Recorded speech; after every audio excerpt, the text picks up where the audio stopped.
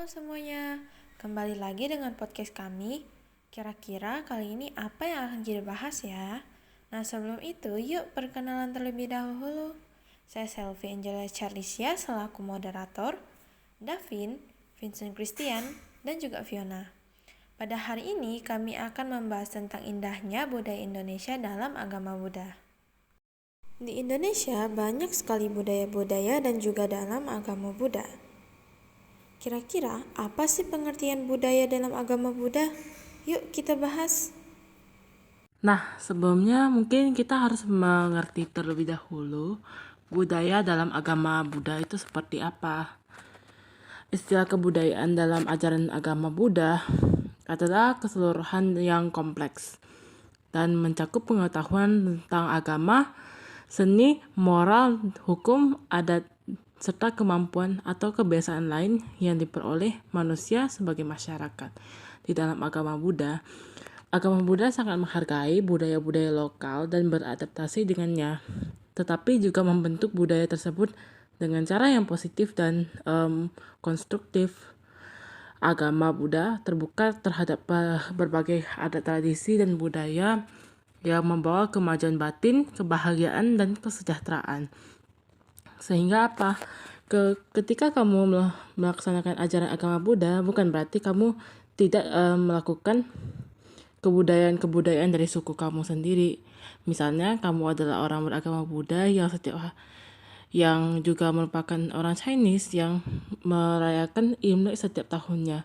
Maka dari itu, agama Buddha biasanya memberikan kesempatan bagi mereka-mereka untuk memanjatkan syukur kepada Buddha dengan melakukan ibadah di setiap malam Imleknya itu sendiri.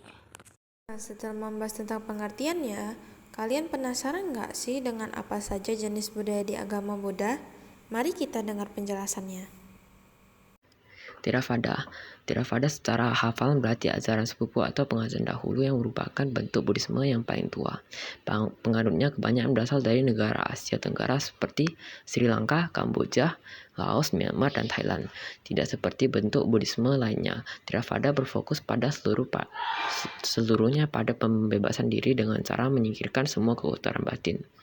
Mahayana secara harfiah berarti kendaraan besar, adalah satu dari dua aliran utama Buddha yang merupakan istilah pembagian filosofi dan ajaran Sang Buddha. Sebagai aliran ruangan, Mahayana mengandung dua aliran Buddhis yang paling populer. Yang pertama adalah Tanah Murni dan Buddhisme Chen. Buddha Tanah Murni cenderung tidak berfokus pada Gautama, tetapi kepada Buddha Amitabha, dan meyakini bahwa mereka yang telah mencapai penerangan akan lahir kembali di tanah murni bersama Amitabha. Sedangkan Buddhisme Zen terkadang aliran ini berfokus pada penggunaan meditasi sebagai bentuk kesadaran dan pencarian jati diri yang dapat menuntut praktisnya mencapai penerangan. Selanjutnya adalah Vajrayana. Vajrayana adalah suatu ajaran Buddha yang di Indonesia lebih sering dikenal sebagai Tantra atau Tantrayana. Vajrayana kebanyakan dipraktekkan di negara Himalaya, Nepal, Bhutan, Mongolia, dan yang paling terkenal di Tibet. Ada beberapa hal yang membedakan Vajrayana dan Mahayana. Mahayana dan Theravada seringkali berfokus untuk meningkatkan sifat-sifat positif manusia dan mengurangi yang negatif. Sedangkan Vajrayana berfokus pada mengajarkan penganut bagaimana menjadi Buddha dalam suatu kehidupan. Biasanya melibatkan praktik seperti membaca mantra, menggunakan mandalas, memvisualkan para dewa dan Buddha, serta memanfaatkan mudra. Dengan berbagai aliran yang dimiliki, pasti terdapat dampak negatif dan positifnya. Yang pertama adalah dampak positif.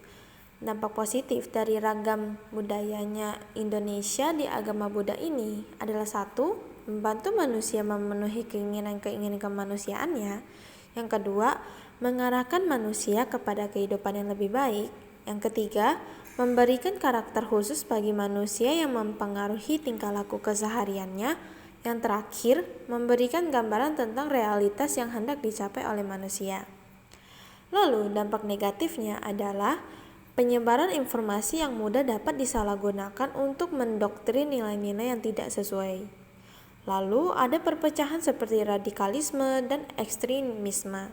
Yang terakhir adalah perkelahian akibat perbuatan yang membahas sara dan hoaks-hoaks yang mengatasnamakan suatu agama. Lalu, bagaimana sih cara kita menyikapi beragamnya budaya ini? Nah, untuk saya sendiri bagaimana cara saya menyikapi budaya yang ada di lingkungan sekolah? Kita sebagai kaum terpelajar juga harus tahu bahwa menghormati keberagaman budaya itu juga penting.